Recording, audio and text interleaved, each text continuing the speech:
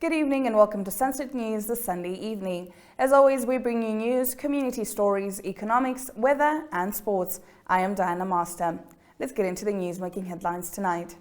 The Oshana and Omusati regions have been affected by the poor rainy season that was experienced in the northern regions of Namibia. As a result, NamWater on Saturday started to pump water from the Olushanja Dam through the Etaka Canal and finally to Lake Oponona. Watch NamWater Chief Executive Officer Abraham Nehemiah explain the process. The pumping period is estimated to go until December, depending on the rainfall patterns. This video is by Tuyemo Haidula. All right, we are here at the beginning of Etaka Canal, where it is connected to the Olushanja Dam. We are here to officially open the water from the dam into the canal. This Etaka Canal has been for the past 20 years or so, occasionally been used to transport water to the Ubudhia and Oponono areas when we have serious drought in the area. And definitely this year we also have a drought, and we are now pumping water into the canal so that we can get water to the grazing areas where we have a lot of cattle. We can still remember in 1991 and 92 when we had a drought, and we have lost so many cattle. There were carcasses everywhere in the so-called Ombuga. And from there we learned a lesson that we have to always be on top of issues to make sure that water gets there before it is worse in terms of grazing and livestock rearing in that area. So this year what happened when we realized we didn't have sufficient water, the honorable governors from Oshikoto, Oshana and Omusati came to this area. They looked at what was going on here, they followed the canal. And the Honorable Governor from Sati then wrote me a letter to say we have really to do something about this water into the canal this year as well. And we then approached the office of the Prime Minister and the office of the Honorable Minister for Agriculture, Water and Land Reform to get some finance support so that we can then do the work. Where we got a positive response, and as such we were able to mobilize and get the equipment on site. As we speak, the equipment are in the area for Tamanzi, so they have already cleaned the whole area from Olushanja Dam up to Tamanzi area. And we have decided that we are not going to wait for the whole canal to be cleaned and rehabilitated. We want to open the water so that the water can be following these people as they are doing the work, and help those people in between who do not really have water. We also had, when we were here, a chance to drive along the canal and engage some of the communities. People are desperate. There's just no water in the area, and it's very important that this water is opened as soon as possible. There are some years when we finished and we were only able to put water in the canal towards end of November, December, when it's already starting to rain. That's why this year we approach it differently, and we decided that we are going ready to put water in the canal as early as possible, so that we can make sure that we save lives for both people and livestock. Getting into our next story, the city of Windhoek has approved the establishment of 2 townships for low-income groups. The move is part of its comprehensive effort to improve the living conditions for those currently residing in overcrowded informal settlements, it said. The first approved township, designated as Ochonwise Extension 14, is located on Farm 1033. This 35.8 hectare site along Machichi Street is strategically positioned southwest of the Goriancab Dam and north of Ochonwise Extension 10. The second approved township will be designated as Ochonwise Extension 15 on the remaining portion of Farm 999. This 23.3 hectare township is strategically situated along Machichi Street, adjoining Goriancab Dam and Ochonwise Extension 10. Newly appointed city CEO Moses Bachai said the plans include 310 urban zoned for single residential use, 12 urban for general residential purposes, yielding 157 dwelling units, and 30 urban reserved for public open spaces. Additionally, there are plans for 4 institutional urban, 3 municipal urban, and 2 urban reserved for street purposes, he said. The Ministry of Labour, Industrial Relations and Job Creation recently announced that employers with between 10 and 19 employees must submit an abridged affirmative action report and are not required to comply with the deadline of 15 March 2024. The current Employment Equity Act requires all employers with more than 10 employees to submit annual affirmative action reports to the Employment Equity Commission. In the past, only employers with more than 25 employees were required to submit these reports, but since September 2022, this threshold has been lowered to 10 employees. The ministry provided clarity to employers on the submission of the relevant report in a media statement last week. As of 15 September 2022, the law now applies to all employers with more than 10 employees. The newly identified employers have 18 months from the date of the notice before they submit their first affirmative action report, and therefore submissions are expected on 15 March 2024. However, the ministry has decided that employers with between 10 and 19 employees in their service do not need to comply with the current deadline.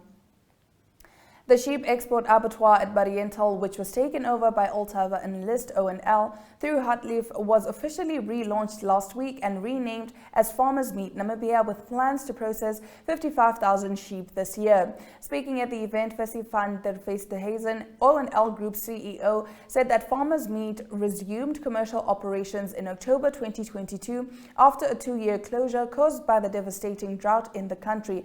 Van der Feesthuizen said that looking ahead in 2024, they aim to handle between 100,000 and 170,000 sheep, which will require further investment. By 2025, they envision reaching full production capacity, processing 280,000 sheep. This will necessitate additional investments, which we are only willing to make. Hence, the abattoir will be temporarily shut down for the period from the 7th of August until the 4th of September to allow for significant maintenance, improvements, upgrades, and investments to the plant. These plans demonstrate our unwavering dedication to the growth and prosperity of the Namibian meat industry, said Van der Feesthuizen. That brings us to the end of our top stories. Now, after the break, we get into our Story of the Day segment, and tonight we look at the Okavango Delta. Stay tuned.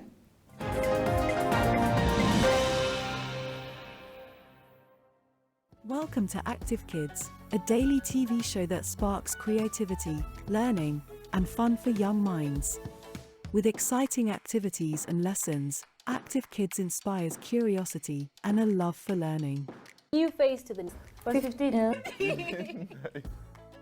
The perfect mix of play and education. Don't miss out on the fun. Tune into Active Kids on NTV every weekday at 10 o'clock and let the adventure begin.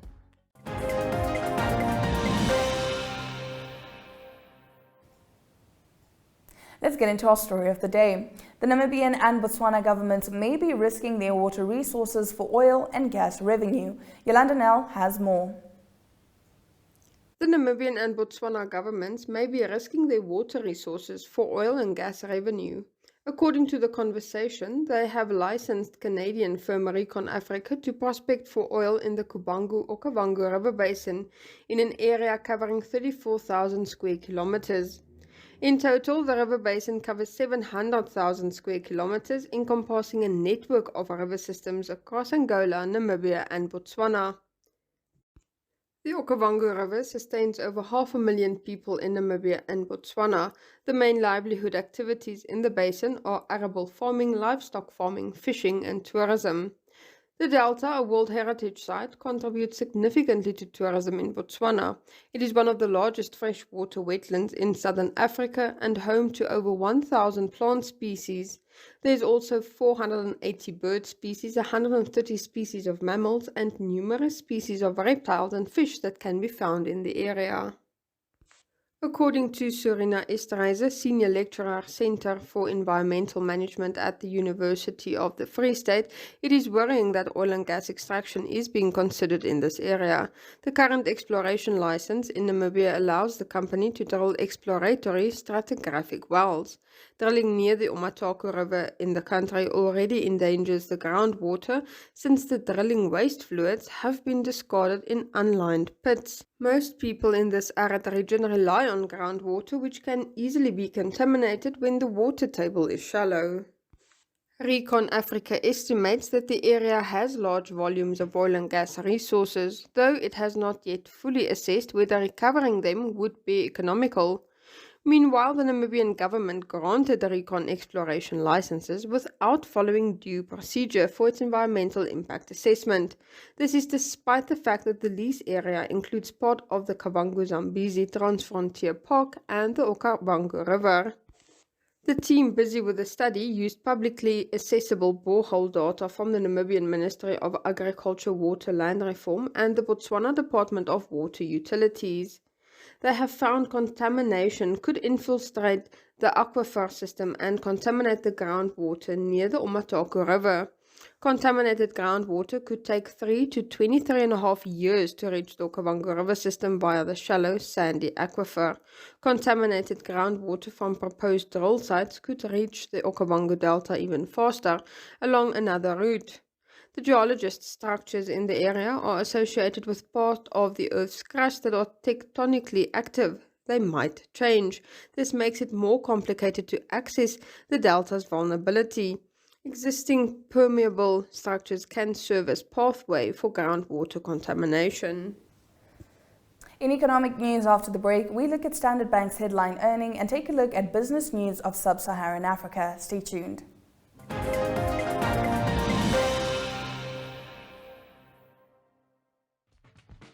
Welcome to My.NA Cars, your ultimate destination for everything automotive.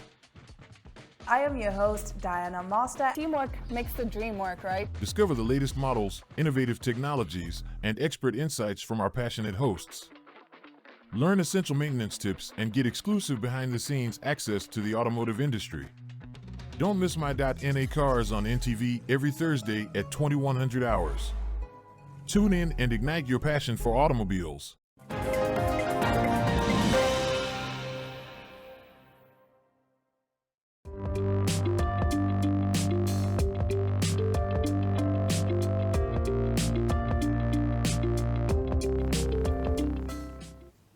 Shares in Africa's largest bank by assets, Standard Bank lifted more than 4% on Friday morning when it flagged profit growth of more than a third in its half year to end June, when it benefited from a sharp rise in interest rates and growth in its client base.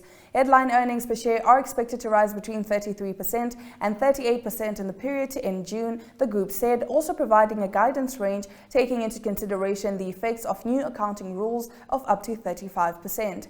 The bank, which generated record headline earnings of 15.3 billion rand in the prior comparative period, had said in June that it had been boosted in the period by the endowment impact of higher interest rates, which means debtors need to pay more on their loans, as well as improved customer activity levels. The South African Reserve Bank left its key repo rate unchanged at a 14-year high of 8.25% at its July meeting. But as of the end of June 2022, it was at 4.75%. A climb of almost 74%.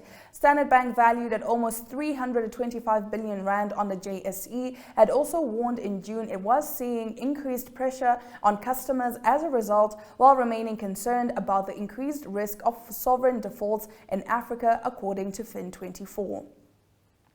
Getting into our next story, from Niger's democratic government on the brink to political paraphernalia, Reuters' Alice Rizzo brings you 5 business stories making headlines in sub-Saharan Africa this week. Here is what's been making the business headlines in sub-Saharan Africa this week. The World Bank said on Wednesday that it was alarmed by efforts to overthrow the democratically elected government in Niger and suspended disbursement in the African country until further notice. Niger has one of the largest World Bank portfolios in Africa, amounting to $4.5 billion, covering the country's priority sectors, and it has also received $600 million in direct budget support from the bank between 2022 and 2023. Senegalese authorities blocked access to the social media app TikTok on Wednesday, after they dissolved the main opposition party and detained its leader, Ousmane Sonko. Power struggles have led to violent demonstrations and have damaged Senegal's reputation as the most stable democracy in West Africa. Nigeria is turning to gas as an alternative fuel after it scrapped a popular but costly subsidy on petrol. State oil firm NNPC said late on Thursday that it had partnered with Nipco Gas to speed up the adoption of compressed natural gas for buses, cars and tricycles to lower transportation costs. Britain said on Thursday that it had agreed deals with Zambia on clean energy and critical minerals. British Foreign Minister James Cleverly has used the trip to seek to enhance Britain's sway in Africa, welcoming regional talks on the Niger crisis and announcing support for Nigeria's agriculture sector. And finally, business is booming for Zimbabwean tailors who are cashing in on political party apparel demand ahead of the presidential and parliamentary elections due on August 23rd. A dozen candidates are vying to be the country's next president, but the main contest is between incumbent ZANU-PF leader Emmerson Mnangagwa and Nelson Chamisa of the New Citizens Coalition for Change. Now let's take a look at the economic indicators, also proudly brought to you by Bank Windhoek.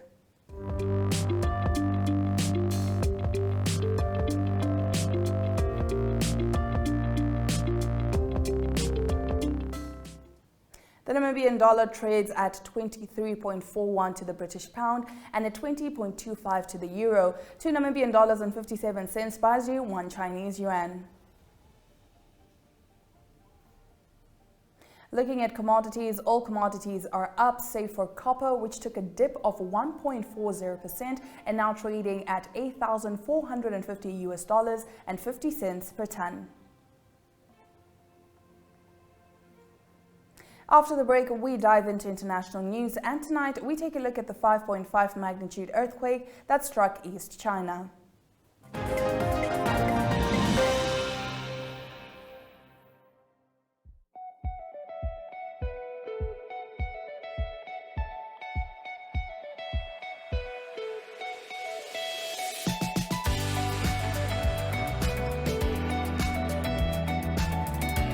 To another exciting episode of Iran World Talk.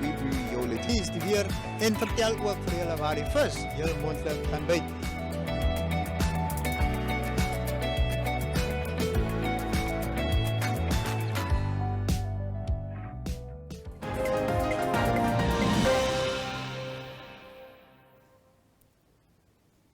In international news tonight, 21 people were injured and 126 buildings collapsed after an earthquake of magnitude 5.5 struck the eastern Chinese province of Shandong on Sunday, the state broadcaster CCTV reported.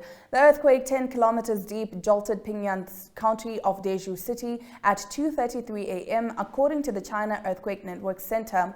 China Railway Group suspended some train operations on routes, including the Beijing-Shanghai Railway and Beijing-Kowloon Railway, in response to the earthquake, CCTV reported. Let's take a look at this video.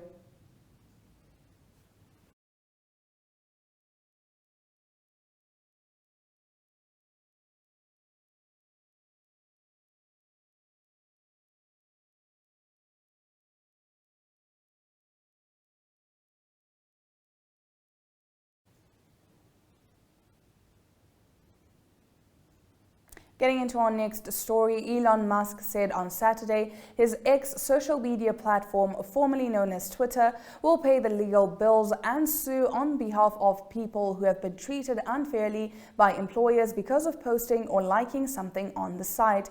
Billionaire Musk added that there would be no limits to funding the bills. Late last month, Musk said that the monthly users of X reached a new high and shared a graph that showed the latest count is over 540 million.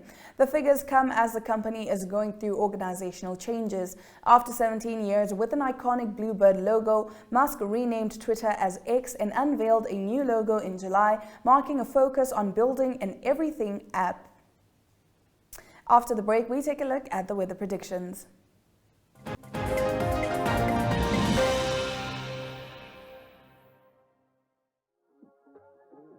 We are so excited to be kickstarting your morning with entertainment. Everything was happening during this past weekend. Yes. Exciting news. Wow, no, she was killing it already. In my opinion, I don't see anything wrong with him serving the full term. As well as keeping you informed on the issues that you need to know happening in and around our country.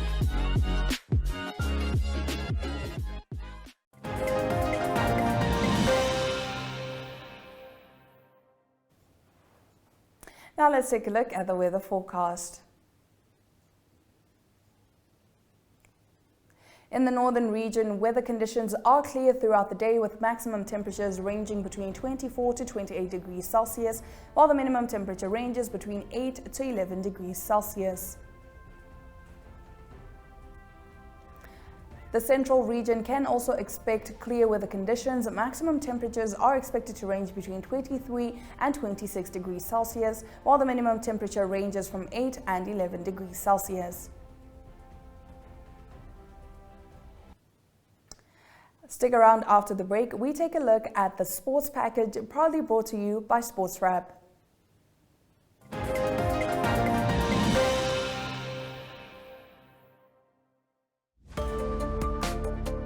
Namibians are still safe.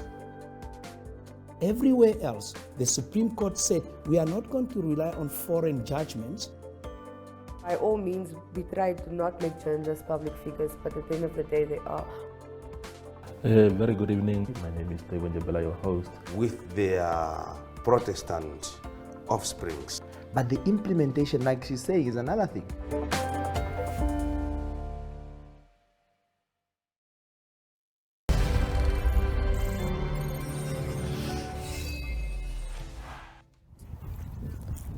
Okay, well, for this one, we are joined by Nathan Chase, who will be taking part in the Commonwealth Games as well, Youth Commonwealth Games in Trinidad and Tobago. Nathan Chase, how excited are you? Yes, I'm really excited for this opportunity. Yeah. Okay, I mean, you're going to the Caribbean.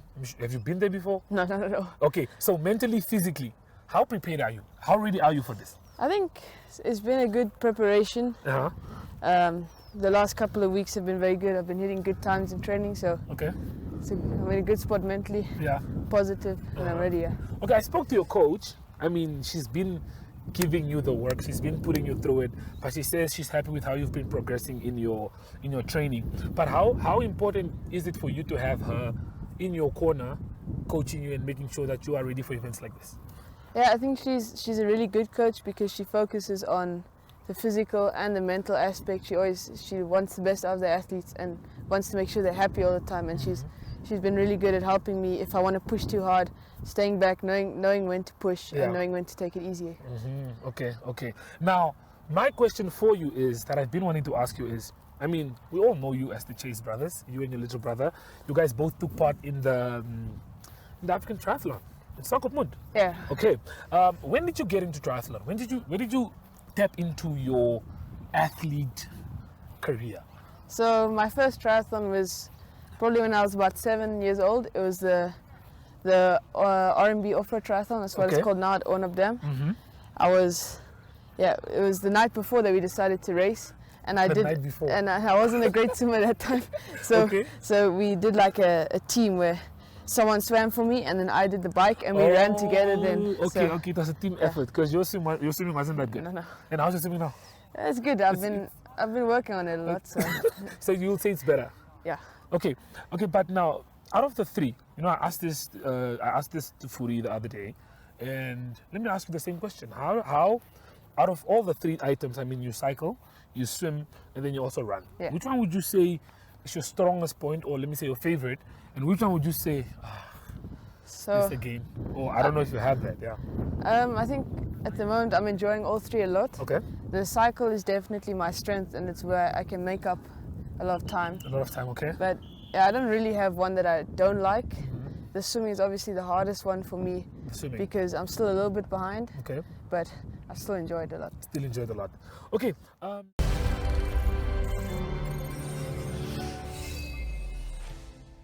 My name is.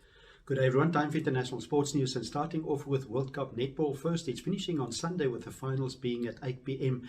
on Sunday afternoon. It was been a successful tournament in Cape Town, and also it was South Africa that won their last game against Uganda. A tough game for them. They won it by 52 goals to 50, and unfortunately they're not through to the semi-finals. They on level points with New Zealand, the defending champions, but on goal different percentages it's New Zealand that go through. That's international sports news for today. Hope you have a great sport day and sport weekend, and we talk international sport again on Monday.